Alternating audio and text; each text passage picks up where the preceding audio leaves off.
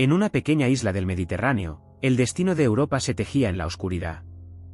La isla de Córcega, un fragmento de tierra en disputa entre imperios, vio nacer a un hombre cuyo nombre resonaría a través de los siglos, Napoleón Bonaparte. Nacido en una familia de la baja nobleza corsa, Napoleón era el segundo de 8 hijos. Desde sus primeros días, la ambición ardía en su pecho como una llama inextinguible. Pero, ¿quién habría imaginado que este niño, criado en medio de la pobreza y la agitación, llegaría a moldear el destino de continentes enteros? A los 10 años, Napoleón fue enviado a la Academia Militar de Brienne en Francia. Allí, el joven corso enfrentó las burlas y desprecios de sus compañeros franceses. Pero en lugar de quebrarse, su espíritu se fortaleció. En la soledad de las noches, mientras los demás dormían, Napoleón estudiaba tácticas militares, soñando con un futuro en el que dominaría el campo de batalla. Un grupo de jóvenes cadetes se ríe de Napoleón en el comedor.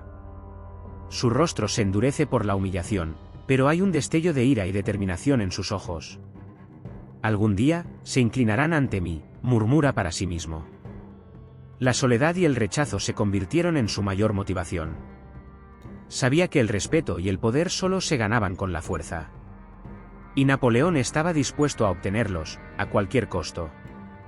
Francia ardía en las llamas de la revolución. El viejo orden se desmoronaba, y en medio del caos, surgían nuevas oportunidades. Napoleón, ahora un joven oficial, vio en el desorden la oportunidad de ascender. Observando con atención los disturbios desde un balcón, pensativo, su mirada denota que ve más allá de la confusión inmediata. En un país sumido en el caos, Napoleón comprendió que el poder estaba al alcance de aquellos lo suficientemente valientes como para tomarlo. Mientras otros se paralizaban por el miedo, él veía un tablero de ajedrez, con él mismo como el futuro rey. En un campo de batalla lleno de humo y fuego, Napoleón lidera un grupo de soldados con un coraje inquebrantable. Las balas silban a su alrededor, pero su mirada permanece fija en el objetivo. Toulon fue su primera gran prueba. En 1793, a la edad de 24 años, Napoleón demostró su genio militar al liderar a las fuerzas republicanas en la reconquista de la ciudad. Fue aquí donde se forjó su leyenda, ganándose el respeto de sus superiores y el miedo de sus enemigos. El general Dugommier observa con admiración: ese joven oficial es un genio. Toulon fue solo el comienzo.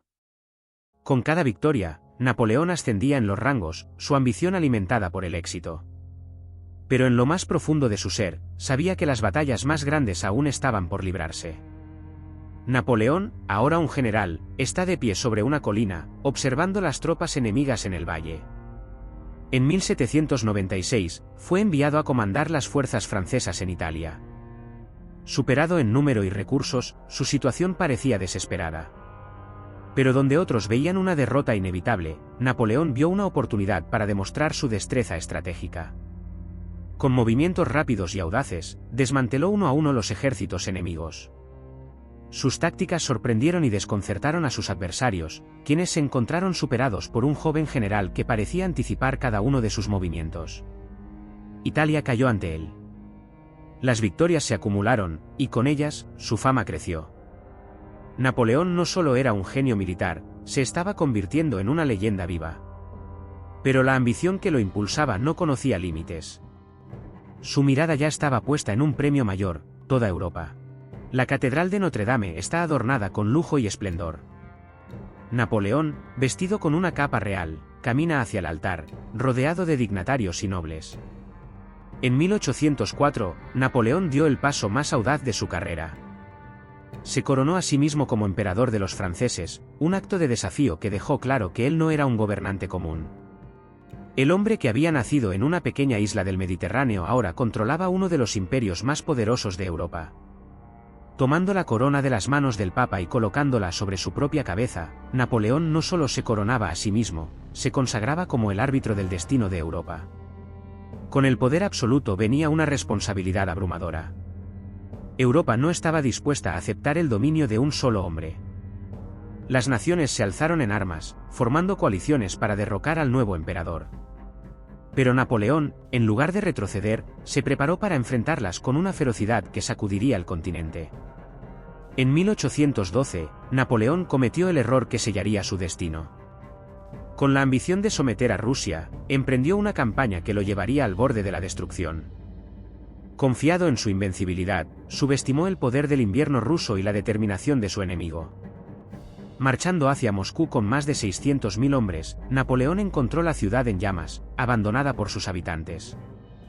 Moscú, la joya que anhelaba, se le escapó de las manos. Y cuando el invierno se abatió sobre su ejército, la retirada se convirtió en una pesadilla. Las tropas, debilitadas por el frío y el hambre, comenzaron a caer en masa. El emperador, que había conocido solo la victoria, ahora enfrentaba su primer gran fracaso. La campaña de Rusia marcó el principio del fin. El mito de la invencibilidad de Napoleón se desmoronó, y con él, su imperio comenzó a desintegrarse. La batalla de Leipzig, también conocida como la Batalla de las Naciones, fue el mayor enfrentamiento de la era napoleónica y marcó el principio del fin para el hombre que había desafiado a toda Europa. Era octubre de 1813, y el destino de un imperio estaba en juego. Napoleón, acostumbrado a enfrentarse a ejércitos superiores en número, no estaba dispuesto a rendirse. Su genio militar se había forjado en la adversidad, y aunque las probabilidades estaban en su contra, planeaba una defensa desesperada. No retrocederemos. Nos mantendremos firmes. Debemos concentrar nuestras fuerzas y golpear rápido y fuerte. Si caemos, caeremos luchando, dijo con determinación a sus generales. Los primeros días de la batalla fueron brutales. Las fuerzas de Napoleón, aunque superadas en número, resistieron con una tenacidad feroz. La artillería rugía, la caballería cargaba, y el suelo se teñía de sangre. Napoleón dirigía personalmente a sus tropas, moviéndose entre los frentes con una energía incansable. Pero a medida que los días avanzaban, el peso de la coalición aliada comenzó a hacer mella. Las fuerzas prusianas, rusas, austríacas y suecas avanzaban inexorablemente, cerrando el cerco alrededor del ejército francés. El general Marmont, cansado y casi suplicante, se acercó a Napoleón. «Majestad, debemos considerar la retirada. Si seguimos luchando, seremos aniquilados», le dijo. Napoleón, con el rostro endurecido, miró hacia el horizonte, donde el humo y las llamas se elevaban sobre el campo de batalla. «Hemos dado todo lo que teníamos. Ordenen la retirada». «Salvar a nuestros hombres es lo más importante ahora», respondió, resignado. La retirada llegó demasiado tarde para muchos. El ejército francés, debilitado y rodeado, comenzó a desmoronarse. Lo que una vez fue una fuerza invencible ahora se veía atrapada en un callejón sin salida, luchando por sobrevivir. La batalla de Leipzig fue un desastre total para Napoleón. Perdió más de 40.000 hombres, y lo que quedaba de su gran ejército se retiró en desorden. El mito de la invencibilidad de Napoleón se desmoronó, y Europa, por primera vez en años, sintió que la victoria estaba al alcance. Napoleón cabalgó lentamente hacia el horizonte mientras el campo de batalla se desvanecía en la distancia. Leipzig marcó el comienzo del fin. La caída de Napoleón era inevitable, pero el emperador aún no había terminado. Lucharía hasta el final, desafiando al destino con cada paso. Pero en el fondo, sabía que el tiempo se le estaba acabando y que la historia pronto escribiría el último capítulo de su vida. Tras Leipzig, Napoleón fue forzado a abdicar. Europa lo envió al exilio en la pequeña isla de Elba, pero la llama de su ambición no se extinguió. Sabía que su historia aún no había terminado, al ser enviado al exilio en la isla de Elba el 4 de mayo de 1814. Este exilio ocurrió tras su abdicación el 6 de abril de 1814, después de una serie de derrotas militares y la invasión de París por parte de las fuerzas aliadas de la Sexta Coalición. Como parte del Tratado de Fontainebleau, Napoleón fue desterrado a Elba, una pequeña isla en el mar Mediterráneo frente a la costa de Italia. A pesar de ser un exilio, se le permitió mantener el título de emperador de Elba, así como un pequeño ejército y una flota para gobernar la isla. Napoleón solo permaneció en Elba por unos 10 meses antes de escapar el 26 de febrero de 1815, regresando a Francia y recuperando el poder durante un breve periodo conocido como los 100 días. Su retorno culminó en su derrota definitiva en la batalla de Waterloo el 18 de junio de 1815, tras lo cual fue exiliado nuevamente, esta vez a la isla de Santa Elena, donde pasó el resto de sus días. Rodeado de un puñado de seguidores leales y vigilado de cerca por los británicos, enfrentó la cruda realidad de su derrota y el ocaso de su gloria. La casa de Longwood, donde residía, era un lugar lúgubre, azotado por vientos constantes y una humedad que se filtraba en cada rincón. Las paredes, desgastadas por el tiempo y la intemperie, eran un reflejo de la decadencia de quien alguna vez fue el hombre más poderoso de Europa. Aislado, Napoleón dedicaba sus días a escribir memorias, reflexionar sobre sus campañas, y a soñar con lo que podría haber sido. Pero su salud, ya deteriorada por los años de campaña y las presiones de la guerra, comenzó a declinar rápidamente. Los síntomas eran evidentes: dolores abdominales intensos, pérdida de apetito, y una creciente debilidad. La sombra de la muerte se cernía sobre él, pero su espíritu combativo se resistía a sucumbir.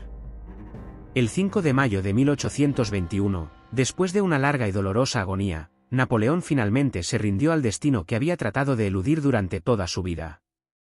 En su lecho de muerte, con los ojos cerrados y el rostro pálido, susurró sus últimas palabras: Francia, el ejército, Joséphine. Estas palabras, llenas de nostalgia y de un amor inquebrantable por su patria y por la mujer que había sido su gran amor, resonaron en la pequeña habitación. El silencio que siguió a su partida fue profundo, casi palpable. Para sus seguidores, su muerte fue el fin de una era, el adiós a un líder que había desafiado al mundo entero. Para sus captores, fue la conclusión de un capítulo turbulento en la historia europea. Napoleón fue enterrado en un valle en Santa Elena, lejos de la tierra que tanto amaba. Su tumba, marcada por una simple losa de piedra, no llevaba su nombre, solo una inscripción que decía Napoleón. Sin embargo, su legado, su leyenda, estaba lejos de desaparecer. La noticia de su muerte se propagó rápidamente por Europa, y para muchos, su figura se transformó en un mito, en un símbolo de grandeza y tragedia. En la fría soledad de Santa Elena, el hombre que había gobernado un imperio encontró su paz final. Pero el eco de sus conquistas, sus batallas y sus sueños continúa resonando a través de los siglos, recordándonos que, aunque Napoleón haya muerto, su historia sigue viva en la memoria de la humanidad.